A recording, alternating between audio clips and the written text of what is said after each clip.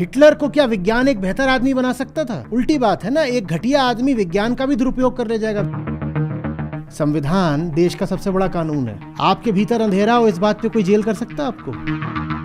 धर्म तो मात्र सनातन होता है। तमसो मां ज्योतिर्गमय, मैं अंधेरे में हूं, मुझे ज्योति की ओर जाना है, यही सनातन धर्म है। तीनों ही बहुत महत्वपूर्ण है, लेकिन तीनों में सबसे ज्यादा जो महत्वपूर्ण है बस एक सिद्धांत, जिसके बाद कोई मानवकृत धर्म रहे ही नहीं। अद्वैत वेदांत झूठ नहीं बोल सकता, इसीलिए बहुत प्रसिद्ध नहीं हो पाया, सम्मानित बहुत हुआ, प्रचलित नहीं हो पाया। झूठ बोलना नहीं जानता ना। बाकी इंसान का ऐसा है कि वो दर्शन के नाम पर भी झूठ ही चलाता है।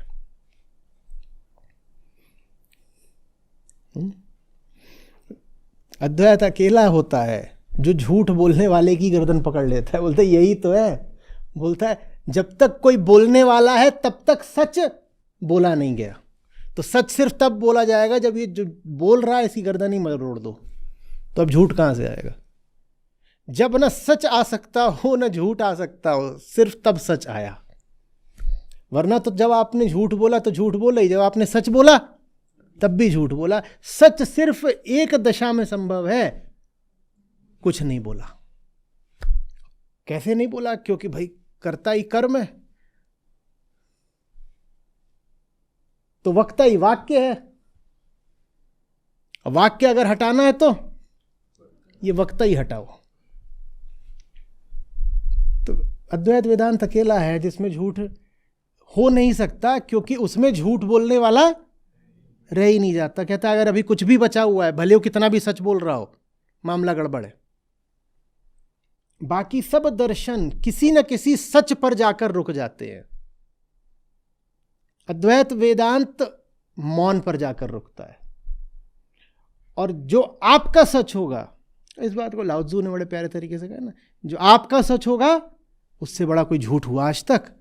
जब आप बोलो इट इज माई ट्रुथ, उससे बड़ा कोई झूठ होता है? माई ट्रुथ माने आपके अनुभव का सत्य, और अनुभव का सत्य माने अनुभोक्ता आश्रित सत्य। उससे बड़ा क्या झूठ होगा? अनुभव का सत्य माने अहंकार का सत्य, उससे बड़ा क्या झूठ होगा? अद्वैत वेदांत तो आपका पूरा समूल नाश करता है। कि क्या हुआ प्रश्नकर्ता का? उसका उन्मूलन हो गया, मूल से उखाड़ दिया गया। यही हुआ, कुछ नहीं बचा, न सच बचा न झूठ बचा। क्या करने आए? झूठ हटाने आए हो? ना ना ना, झूठ हटाने का काम तो अच्छा लगता तो सब करते हैं। इंसान वो चाहिए जो सारे सच हटा दे। अधर्म हटाने का काम तो अच्छा लगता तो सब करते हैं। दर्शन वो चाहिए जो धर्म को ही हटा दे, तब आती है बात। जो गलत है उसको तो हटाना बड़ा आकर्षक लगता है। सब खड़े हो जाते हैं नैतिक लोग, गलत है हटा दो। सूरमा वो है जो उसको हटाए जो अच्छा भी लगता है। जो कुछ भी आपको ठीक लगता है, अच्छा लगता है, ऊंचा लगता है, शुभ लगता है, उसको जो हटा दे वो है सच्चा सेनानी। अहंकार, आप जिस भी चीज को समझते हैं उसकी तो आप सदा भर्त्सना करते ही रहते हैं। करते हैं ना, आम भाषा में भी हम कहते हैं अहंकार बुरी बात है। किसी की निंदा करनी हो तो कहते हैं अहंकारी। दर्शन वो चाहिए जो अहंकार को ही नहीं, आत्मा को भी हटा दे।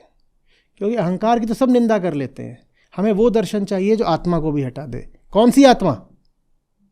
मेरी आत्मा। जब मेरी आत्मा हट जाती है तब जो शेष रहता है उसको आत्मा बोलते हैं। जब मेरा सत्य हट जाता है तब जो शेष रहता है उसको सत्य बोलते हैं। तो अहंकार को हटाने वाले तो सब दर्शन खड़े हुए हैं। कोई धर्म लीजिए, कोई दर्शन लीजिए, सब अहंकार का विरोध करते हैं। आप नहीं ला पाएंगे खोज करके एक भी ऐसा पंथ दुनिया भर में, कहीं से भी, इतिहास से कहीं भी, कि जिसने अहंकार को कहा हो कि वाह क्या बढ़िया बात है ना। अहंकार तो सब विरोध करते हैं।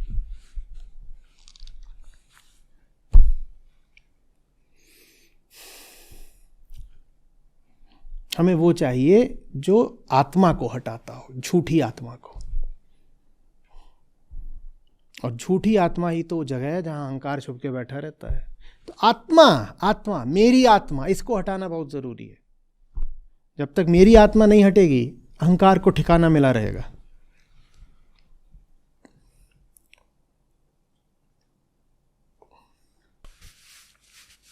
मैं आज उदित ने दिखाया, आज लेके आया, तो मैं खुद थोड़ा उसमें अवाक सा रह गया था कि क्या है। तो मेरी लिखी हुई 17 की उम्र थी मेरी, तब की एक कविता है। असल में उसने जो लिख रखा था उसमें उसने लिख रखा था 95 दिसंबर 95 ऐसे कुछ। मैंने कहा 95 माने में कितने साल का?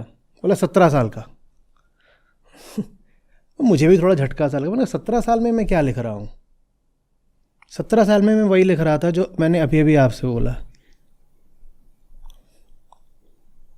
वो चीज़ बहुत ज़रूरी है। अधर्म को तो सब हटाते हैं, धर्म को हटाना बहुत ज़रूरी है। कौन सा धर्म? मेरा धर्म।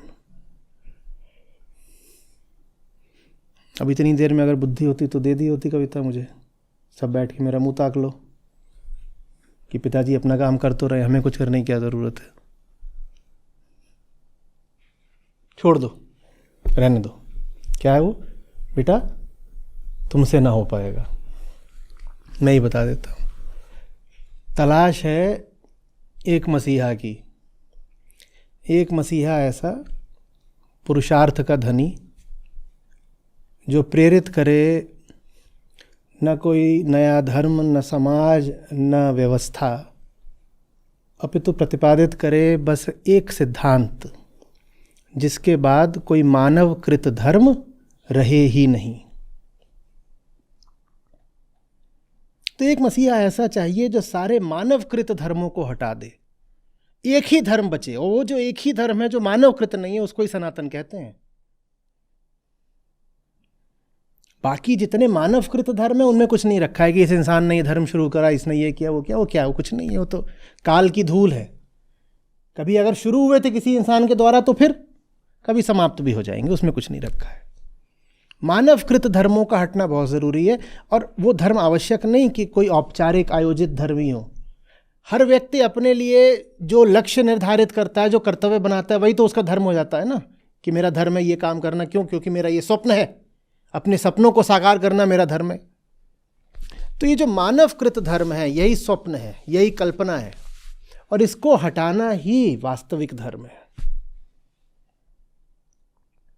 वही सनातन है और नहीं कुछ। तो तलाश है एक मसीहा की, एक मसीहा ऐसा पुरुषार्थ का धनी जो प्रेरित करे न कोई नया धर्म, न समाज, न व्यवस्था, अपितु प्रतिपादित करे बस एक सिद्धांत जिसके बाद कोई मानवकृत धर्म रहे ही नहीं।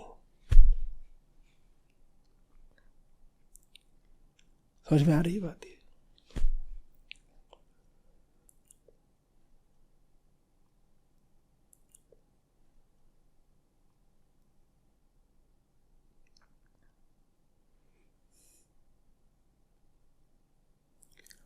आत्मा के लिए एक शब्द है अकृत। जैसे प्रकृति होती है ना, तो प्रकृति से पूरा भेद दर्शाने के लिए अकृत, जिसको किसी ने बनाया नहीं। जो असली है वो वही होगा जिसको किसी ने बनाया, और जिसको किसी ने बनाया है वो बनाने वाले से ऊपर का नहीं हो सकता।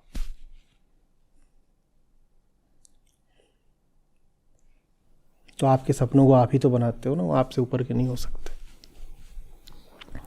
तो खैर, आप जब भी बात करते हो कि बंधन बंधन बंधन, तो लगता तो बुरा ही है। तो फिर मुक्ति की बात करनी पड़ती है, व्यवस्था में करनी पड़ती है। और मुक्ति की बात जब भी होगी, कभी आपको भी करनी पड़े तो सूत्र याद रखना, नकार में करना। इस तरह से बात भी हो जाएगी और झूठ भी नहीं बोलना पड़ेगा। मुक्ति की बात जब भी करनी पड़े, बात बंधन की ही करना, बस सामने वाले का मन रखने के लिए न लगा देना। इतना बड़ी बढ़िया चीज़ होती है। जैसे गणित में होता है ना, माइनस और माइनस मिलके, बस वही बात है। कोई बहुत पूछे कि कुछ अच्छा ही बताइए,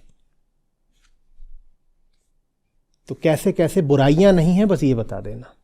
अच्छाई का नाम मत लेना।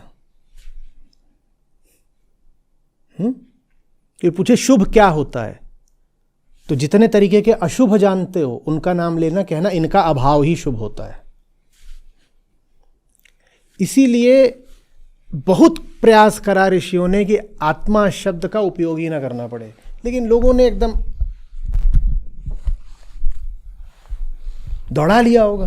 बोले क्या है, कहते हैं अहंकार हटाओ, अहंकार हटेगा तो कुछ बचेगा, कोई सेब वेब हाथ में आएगा नहीं आएगा? तो बोले हाँ आत्मा आत्मा। उनका बस चलता तो वो कुछ ना कहते, वो आत्मा के नाम पे चुप हो जाते, बस कहते हैं अहंकार हटा दो, इतना काफ़ी और कोई बात नहीं करनी। लेकिन विवश होकर के कहना पड़ जाता है, तो कह तो दिया आत्मा, लेकिन आत्मा का वर्णन पूरे तरीके से किस में करा? नकार में करा। आप आत्मा को लेकर के एक उपाधि, एक उपमा, एक विशेषण ऐसा नहीं बता पाएंगे जो नकार का नहीं हो। बता के दिखा दीजिए। आत्मा को लेकर के जितनी बातें करी गई हैं सब नकार में करी गई, क्योंकि सब मजबूरी में करी गई हैं। आत्मा को लेकर के कोई सकारात्मक या विधायक बात करी ही नहीं जा सकती। कायदे से तो कोई बात नहीं करी जानी चाहिए, लेकिन लोग हैं वो ऋषि महाराज के बिल्कुल टांग पड़ के बैठ गए कि नहीं बता ही दो आत्मा क्या होती है, आज बता दो, आज नहीं जाएंगे। बोल रहे वो जो तुम सोच नहीं सकते उसको आत्मा बोलते हैं। जो तुम्हारा दिल भी रख लिया, झूठ भी नहीं बोला। बोले आत्मा के बारे में एक बात तो बता दो महाराज, वो जिसके बारे में कोई बात नहीं करी जा सकती उसको आत्मा बोलते हैं। लोग खुश हो गए, देखा पता चल गया आत्मा का। क्या पता चला? जिसके बारे में पता ही नहीं चल सकता उसको आत्मा बोलते हैं। अभी अभी बताया है। समझ में आ रही है बात? ये कुल मिला करके इतनी देर से जो मैं बकबक कर रहा हूँ उसका उद्देश्य बस ये है कि आप ये समझ जाओ कि बंधनों पे ध्यान दो। बाहर के माने कल्पना के पट बंद कर, भीतर के पट खोल। बंधनों को देखो, आगे सुनहरे ख्वाब मत बुनो।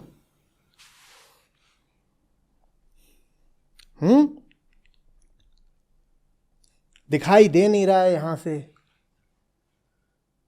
और कह रहे हैं वो उधर वहां वो जो स्वर्ण महल है एक जन्म उसमें रहेंगे, वो बूचड़ खाना और है। अरे बाहर के पट बंद कर, भीतर के पट खोल। और भीतर के पट ये हैं कि यहां पे क्या लगा रखा है?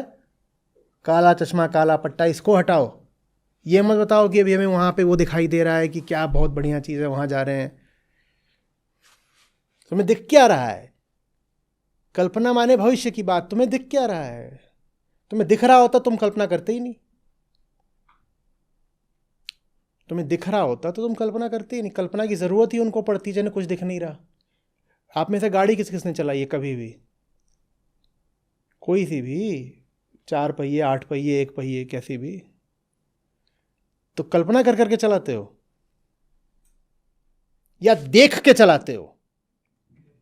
तो कल्पना क्यों नहीं करते? हम तो कल्पनावादी लोग हैं। कल्पना करो ना। अभी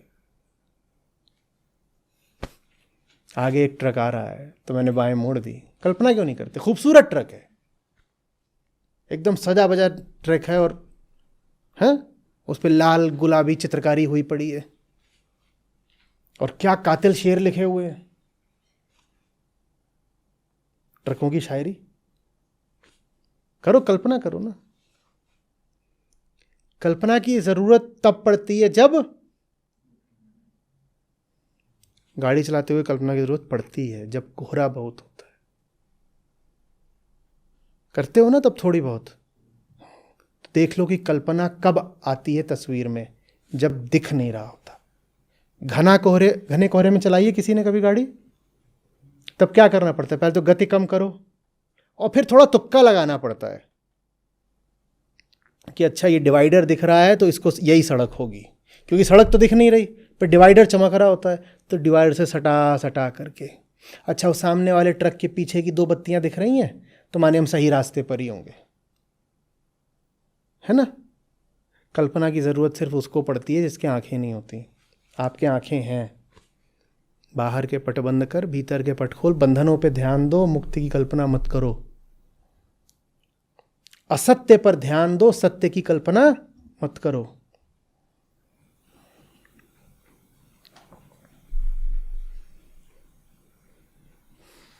आत्मज्ञान अपने ही भीतर के गटर में घुसकर सफाई जैसा है। वो कहीं बाहर के निर्मल सरोवर में स्नान जैसा नहीं है। और हम चाहते हैं कि अरे बढ़िया बाहर निर्मल कहीं पे नीर बह रहा हो, उसमें जाके स्नान कराएं तो हम तर जाएंगे। नहीं, तरने के लिए बाहर के निर्मल सरोवर में स्नान नहीं करना पड़ता, अपने ही भीतर के गटर में घुसना पड़ता है। जो अपने भीतर के गटर में घुस गया उसने समझ लो गंगा स्नान कर लिया। और जो बाहर का निर्मल नीर तलाश रहा है वो फिर भीतर से गटर में ही रह जाएगा। तो क्या फायदा, भीतर भयानक मलाशय है, सेप्टिक टैंक पूरा, और बाहर से जाकर के कह रहे हो कि मैं एकदम स्वच्छ पानी में अभी अभी फलाने तीर्थ के पानी में स्नान करके आया हूं। क्या फायदा है? स्नान करना है तो कहाँ करोगे? भीतर स्नान करो। नहीं, भीतर स्नान क्यों करें? क्योंकि बेटा जब सफाई करने जाते हो तो स्नान हो ही जाता है उसमें। कभी कोई गंदी टंकी साफ करी है? जब साफ करते हो तो उसमें स्नान हो ही जाता है ना। हाँ, तो भीतर उतर करके भीतर के गटर को साफ करना पड़ता है, वही असली स्नान है।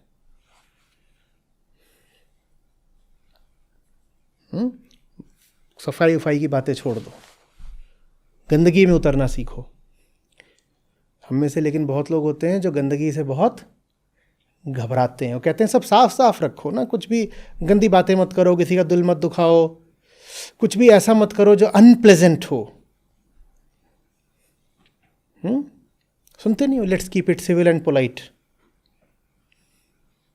यही लोग होते हैं जो फिर मुझे गालियां सबसे ज़्यादा देते हैं।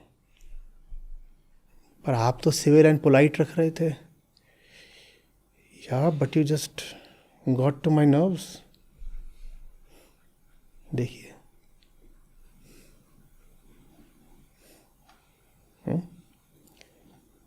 ऐसे नहीं होता। शिष्ट रख के, मीठा रख के कोई काम नहीं होता। ऐसे चाशनी चाट चाट के बस एक दिन मीठी मौत आ जाती है। कुछ नहीं होता। गंदा होना सीखो अगर साफ होना चाहते हो।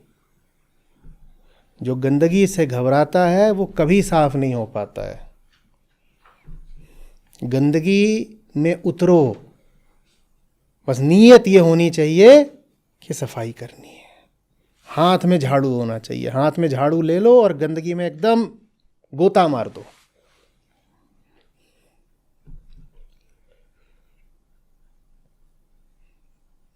धूमिल बोले थे, जो अपना हाथ मैला होने से डरता है वो एक नहीं 11 कायरों की मौत मरता है। पर हम शुचितावादी हो जाते हैं ना, गंदगी जहाँ है वहाँ नहीं, नहीं नहीं, सफाईवादी, शुचितावादी। गंदगी नहीं, गंदगी में घुसो।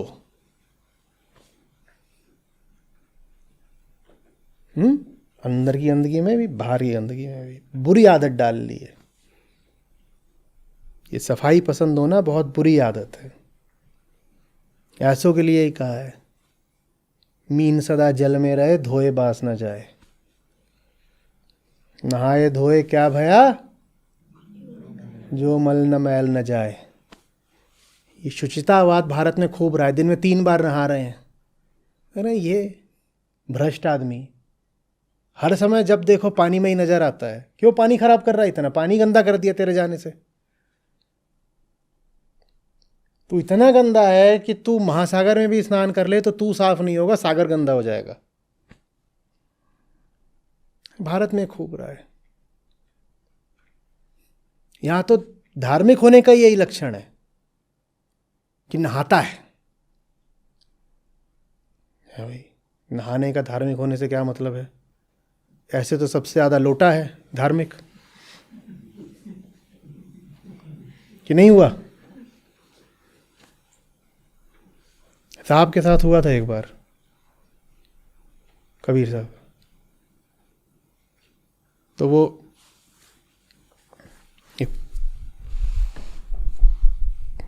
पंडित जी को देखें, वहीं रहते थे अपना बनारस में, तो देखें पंडित जी आ रहे हैं, और वो सुबह भी नहाएं, दोपहर भी नहाएं, सांझ को भी नहाएं।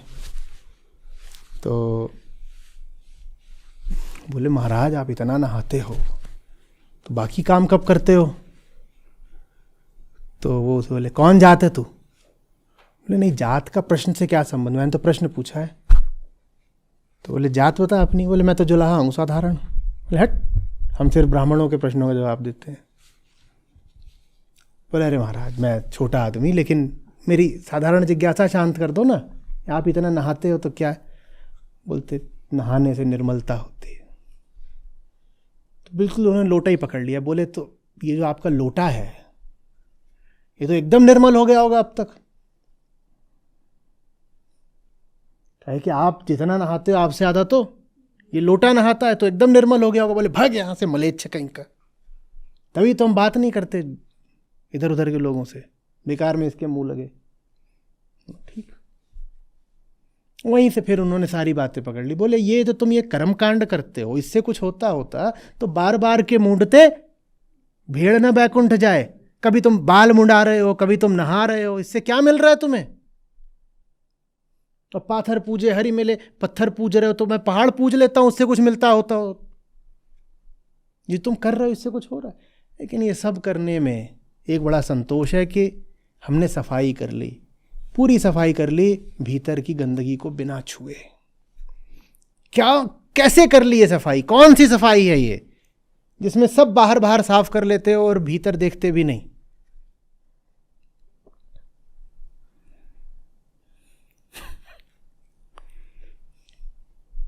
दुनिया में कोई ऐसी चीज बता दो जिस पर किसी भी चीज का प्रभाव ना पड़ता हो, बताओ। ऐसी कोई चीज नहीं होती। तो मैं कह रहा हूं ऐसी कोई चीज होनी चाहिए भीतर जिस पर संसार का कोई कभी प्रभाव ना पड़ता हो। तो इसका मतलब वैसी कोई चीज संसार की है ही नहीं, क्योंकि संसार की चीज होती तो प्रभाव पड़ता। इसीलिए फिर बुद्ध ने उस वस्तु को कहा कि वो वस्तु है ही नहीं, वो एक अभाव मात्र है, वो अनात्मा है, वो एक खाली जगह है, एक शुद्ध रिक्तता है, अनात्मा, शून्यता। क्योंकि ऐसी कोई चीज हो नहीं सकती जो है तो लेकिन प्रभावित नहीं होती, बदलती नहीं। लेकिन वो जो भी है, चाहे उसको खालीपन कह लो, चाहे भरापन कह लो, चाहे ये बोल लो वो बोल लो, लालपन हरापन, मर्जी तुम्हारी है, पर उसे होना जरूर चाहिए। अगर उसको तुम एक न होना भी बोलते हो तो वो न होना जरूर होना चाहिए, पर वो जो भी कुछ है चाहिए। अगर वो नहीं है तो फिर क्यों जिए भाई? जी काहे के ले रहे हैं? काला कौआ आके काऊ काऊ करके गया, हम रो पड़े, ये क्या है? कौन सी जिंदगी है ये? फिर सारस आ गया, बगुला आ गया, कोई और आ गया, तुम उछल पड़े, ये क्या है? कभी कौआ कभी सारस।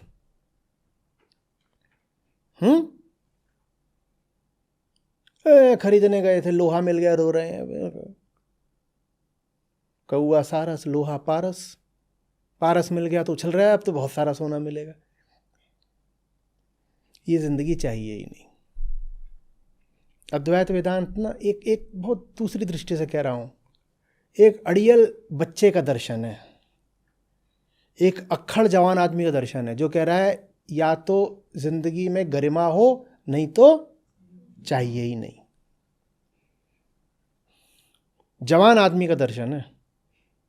कोई इसमें आश्चर्य नहीं कि एक युवा व्यक्ति ही था जो अद्वैतवाद का प्रणेता बना, और वो शरीर से ही युवा रहे रहे चला भी गया। कौन? आदि शंकराचार्य। ये काम बूढ़ों के बस का था भी नहीं। जवान आदमी बोल रहे या तो चीज ऐसी हो कि असली है, खरी है, सिर्फ मेरी है, न छोटी होगी न बड़ी होगी, पूरे तरीके से हमारे अधिकार की होगी, नहीं तो हमें चाहिए ही नहीं, चाहिए ही नहीं।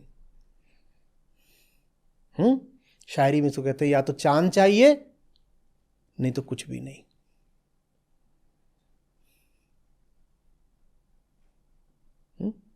और रूठ गई थी, इन्होंने जाके पूछा काहे रूठी हो, क्या चाहिए? तो बोली या तो चांद चाहिए, नहीं तो कुछ भी नहीं। ये अद्वैतवाद है।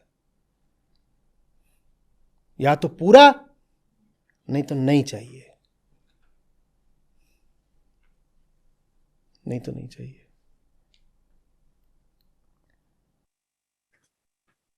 नमस्कार आचार्य जी। आपने अपनी कविता में बताया कि एक ऐसा पुरुषार्थी चाहिए जो कोई नया धर्म, समाज या व्यवस्था लेकर ना आए, बस एक सिद्धांत प्रतिपादित करे जिससे कोई मानवकृत धर्म रहे ही नहीं। लेकिन आजकल कुछ लोग विज्ञान को या कुछ लोग संविधान को इसी प्रकार बोलते हैं कि धर्म नहीं चाहिए, संविधान या विज्ञान चाहिए या संविधान चाहिए। बल्कि कल तो एक सुप्रीम कोर्ट में एक PIL भी लगी थी जिसमें वो एक सिंगल कॉन्स्टिट्यूशनल रिलीजन के ऊपर, हालांकि वो क्रैश हो गई। लेकिन तो अब आप जो जिस मसीहा की बात कर रहे हैं, ठीक है, वो किस तरह का मसीहा है? नहीं, मैंने बात करी ना कि अहम को सनातन आत्मा की ओर ले जाने के अलावा और कोई धर्म हो नहीं सकता। और इसमें किसी इंसान के किसी आविष्कार के लिए कोई जगह नहीं है ना। इंसान, उसकी सोच और ये सब तो बहुत बाद में आए हैं। अहम वृत्ति तो बहुत पहले से है। मनुष्य जब एकदम ही आदिम था, अहम वृत्ति तो तब भी थी। लेकिन तब क्या कोई मानवकृत धर्म था? नहीं था। लेकिन वो अहम वृत्ति तो तब भी चाहती थी ना कि शांति मिले। तो मानवकृत धर्म तो बहुत बाद में आए हैं, बहुत बाद में। आप अगर धर्मों का इतिहास देखेंगे, आज के जो धर्म है तो ये कितने पुराने हैं, कुछ नहीं, कल के हैं, बिल्कुल एकदम कल के हैं। सनातन से क्या आशय होता है? सनातन से आशय है कि जब इंसान ने धर्म के बारे में सोचा भी नहीं था, तब से जो धर्म चला आ रहा है वो सनातन है, वो मानवकृत नहीं हुआ। और क्या है वो धर्म? वो धर्म है अहम को शांति की ओर ले जाना, क्योंकि अहम है तो अशांत रहेगा। अहम, उसको मन कह लीजिए साधारण उसमें भाषा में, मन को शांति की ओर ले जाना। मन अज्ञान में है, उसको ज्ञान की ओर ले जाना, यही है। और क्या है वो? उसके लिए जो सबसे अच्छा उसकी अभिव्यंजना होगी वो उपनिषदों से आती है कि तमसो मां ज्योतिर्गमय। बस यही है सनातन धर्म। और ये मानवकृत नहीं है। मैं अंधेरे में हूं, मुझे ज्योति की ओर जाना है, यही सनातन धर्म है। असतो मां सतगमय, मैं भ्रम में, मिथ्या असत माने जो कुछ क्षणभंगुर उसमें जी रहा हूं, मुझे नित्यता की ओर जाना है, यही सनातन धर्म है। अब ये काम ना विज्ञान कर सकता है ना संविधान कर सकता है, क्योंकि वो बात ही नहीं करते हैं आदमी के भीतर के अंधेरे की। संविधान देश का सबसे बड़ा कानून है, कानूनों का कानून है। आपके भीतर अंधेरा हो, इस बात पे कोई जेल कर सकता है आपको? बस यही दिक्कत है ना, संविधान यहाँ पे असफल हो गया।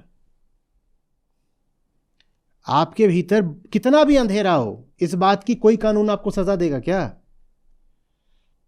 आप बैठ करके विचार कर रहे हो कि फलाना बेवकूफ़ है, फलाना दुष्ट है, आप किसी के प्रति ईर्ष्या से भरे हैं, आप ये सब कर रहे हैं, आप जले जा रहे हैं अपने भीतर की आग में, इसकी कोई सज़ा है कानून में? तो संविधान यहाँ असफल हो गया ना। संविधान का जो संबंध है वो सामाजिक समरसता से है, सामाजिक न्याय से है, देश को एक सही तरीके से चलाने पर है।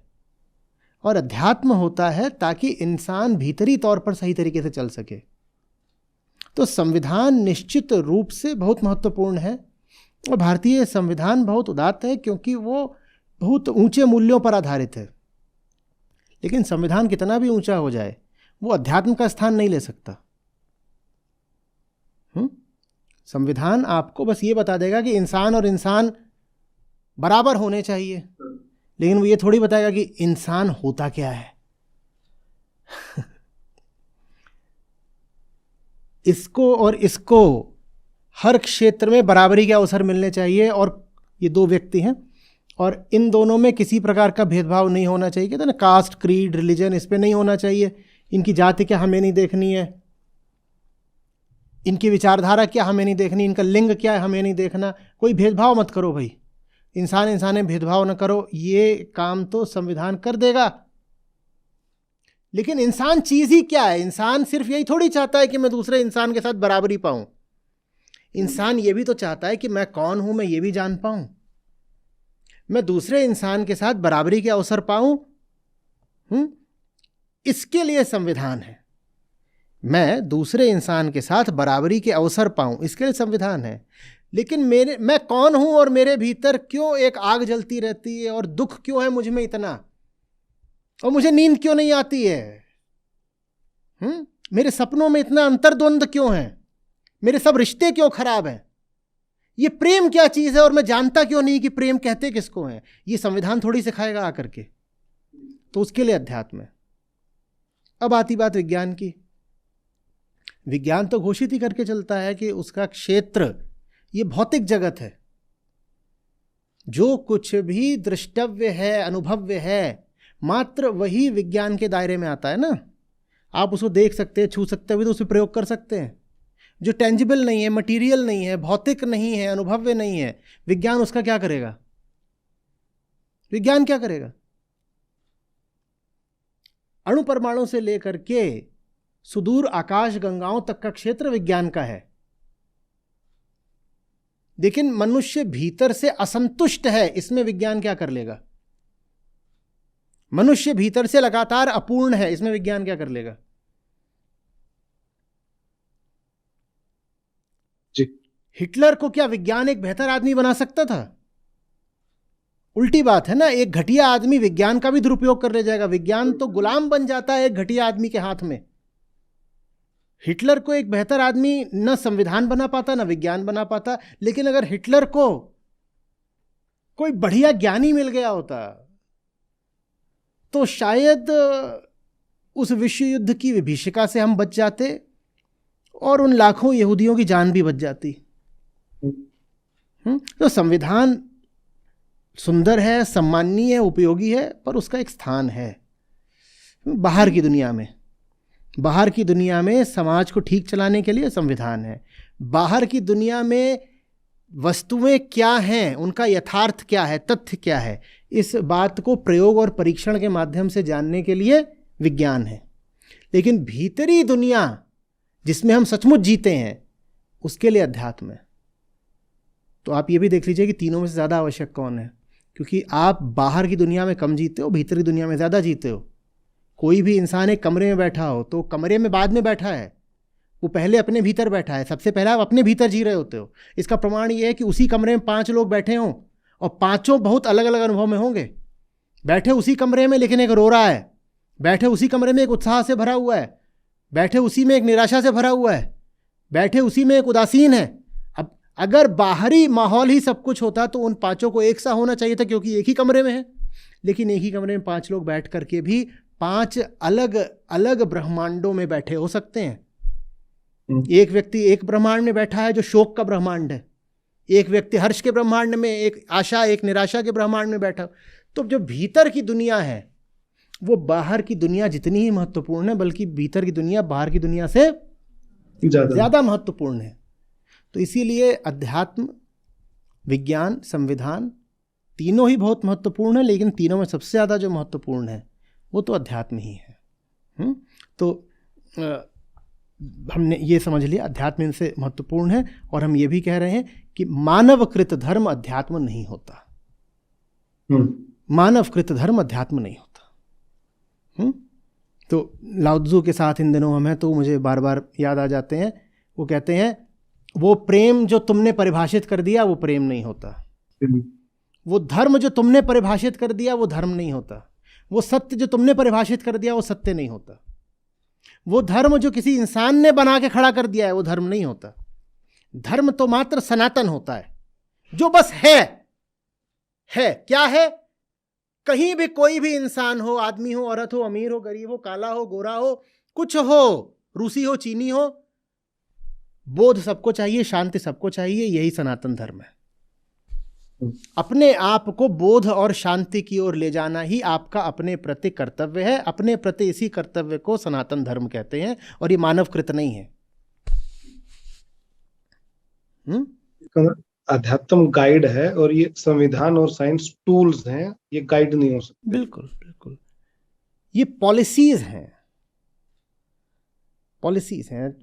संविधान क्या है? वो एक नीतिगत वक्तव्य है, हम ऐसा करेंगे। हाँ, और जब आप नीति बनाते हो तो प्रेरित होनी चाहिए किसी ऊंचे आध्यात्मिक मूल्य से। तो भारत का संविधान ऊंचे आध्यात्मिक मूल्यों से प्रेरित है, इसीलिए तो सम्माननीय है। पूरे दुनिया भर में भारत के संविधान का सम्मान है क्योंकि उसके पीछे ऊंचे आध्यात्मिक मूल्य हैं। लेकिन फिर भी है तो वो एक नीतिगत वक्तव्य ही, ठीक है। वो इंसान और इंसान के बीच की बात है, वो इंसान और राज्य के संबंधों की बात है, वो देश में जो अलग अलग राज्य हैं उनमें आपस में कैसे संबंध होंगे वो उसकी बात करता है। लेकिन वो आपसे आपके संबंध की बात थोड़ी करता है। भाई आपका आपके पड़ोसी से क्या संबंध होगा ये बात संविधान के क्षेत्र में आती है, लेकिन आपका आपसे ही क्या संबंध होगा ये बात संविधान के क्षेत्र में नहीं आती ना। और सबसे बड़ा रिश्ता वो होता है जो हमारा हमारे ही साथ होता है, उस रिश्ते की बात संविधान नहीं करता है और उसे करनी चाहिए भी नहीं। वो बात संविधान के रिश्ते के दायरे से बाहर की है। तो ये कोई संविधान की इसमें अयोग्यता अक्षमता नहीं हो गई, या संविधान का इसमें कोई दोष नहीं हो गया कि अगर वो इंसान के आंतरिक संबंध की बात नहीं करता। तो वो बात संविधान की परिधि से बाहर की है, संविधान को बात करनी भी नहीं है, कर ही नहीं सकता शायद, वो इतनी कर डायनेमिक सकता भी नहीं है, करनी भी नहीं है। वो उसकी ब्रीफ में नहीं आती है बात, वो उसके क्षेत्र में उसके डोमेन में नहीं आती है बात। ठीक वैसे जैसे अहम की बात करना विज्ञान के क्षेत्र में नहीं आता है, या मुक्ति की बात करना विज्ञान के क्षेत्र में नहीं आता है। विज्ञान का उद्देश्य ये होता ही नहीं है कि अहम को मुक्ति मिले। विज्ञान तो कहता है भाई बाहर क्या हिसाब किताब है हम बता देंगे, और उसके बाद उसका क्या करना है आप देख लो। आपको अगर उसका बम बना करके पूरी पृथ्वी उड़ा देनी है तो आप उड़ा दो, विज्ञान रोकने थोड़ी आएगा आपको।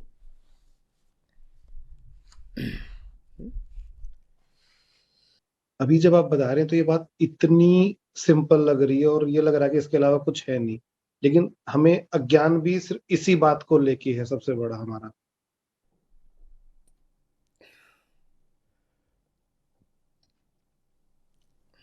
हम अपनी नज़रों में बहुत कुछ होते हैं, हमें लगता है हम कुछ हैं, हम कुछ हैं तो हमने कुछ कराया तो वो भी कुछ होगा ही होगा। और मैं बार बार कहा करता हूँ कि आपकी हैसियत आपकी औकात ये है कि आपका शरीर तो क्या आपकी स्मृति तक मिट जानी है। शरीर तो गायब होगा ही होगा, आपकी स्मृति तक इस दुनिया से गायब हो जानी है। लेकिन हमें लगता है हम कुछ हैं तो हमने कुछ कराया तो वो बहुत बड़ी बात होगी। क्या है, कुछ नहीं है। ऊंचा बस वो है जो आपने नहीं करा, जो आपने करा है वो आपसे बड़ा थोड़ी हो जाएगा, कर्मकर्ता से बड़ा थोड़ी हो सकता है।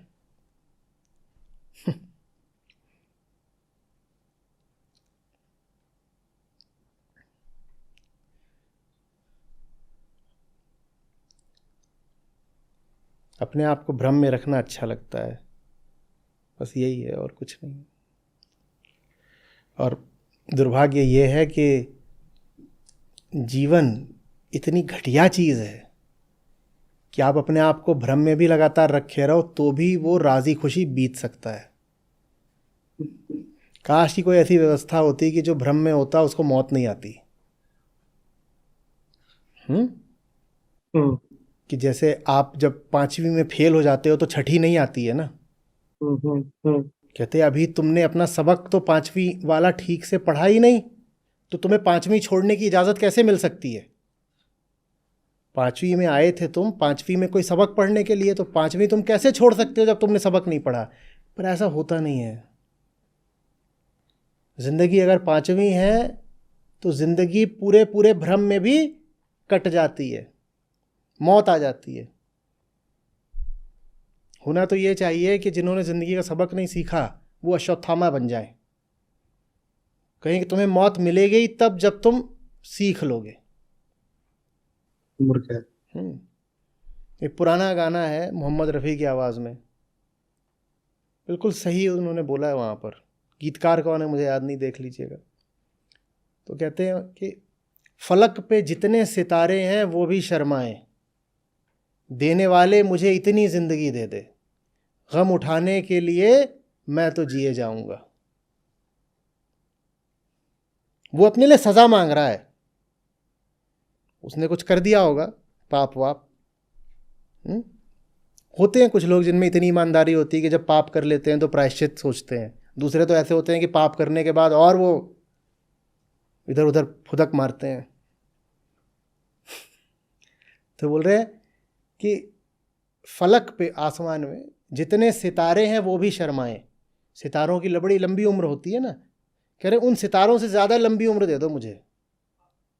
फलक पे जितने सितारे हैं वो भी शर्माएं, देने वाले मुझे इतनी ज़िंदगी दे दे, गम उठाने के लिए मैं तो जिए जाऊंगा।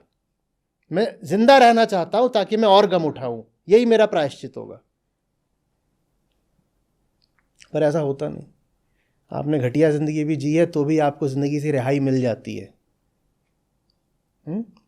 तो लोग कहते ठीक है, मरना तो है ही,